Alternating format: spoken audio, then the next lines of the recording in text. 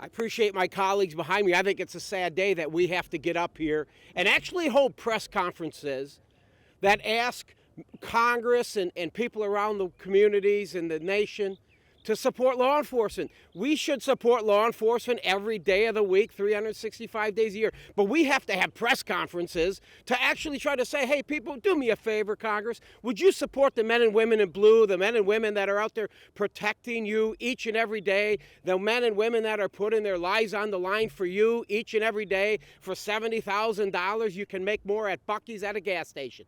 For $70,000, men and women every day are committed to serving their communities. And then what are they doing? They're being attacked. They're being attacked by some of the nut jobs we have in Congress and all these different activist groups out there. It's sad. I did it for 30 years. I know Sheriff Russifer did it for longer than that. I don't know if I could start all over again. And then you have these officers being attacked, and they're being attacked each and every day. I think the gentleman with the Fraternal Order of Police was talking about statistics. And why are officers being attacked? Why are we seeing an increase? It's because the attacks are being encouraged by some on the far left and the defund the police movement. So go attack that officer. And then you've got absolute nut jobs like Alvin Bragg in Manhattan. He's up there.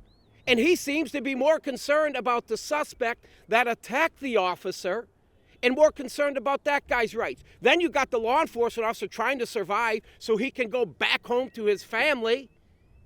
And then they want to try to indict him for something. And it's just not the attacks on law enforcement, it's the attacks on the people, the community. Look at that guy up there a couple weeks ago on the train. The guy's out there arrested 44 times. He's telling people he wants to kill people. So then you find a Marine that's trying to say, hey, let me help you out here. The Good Samaritan. Why in the hell would anybody in this country ever want to be a Good Samaritan anymore? To try to step up and say, you know what, I want to try to help people around me, keep everybody safe. When you have nut jobs like Alvin Bragg out there, now we want to charge the Good Samaritan. And sadly, it's all about race. There are individuals in this country that are trying to divide the American people. They're trying to divide the black and the white.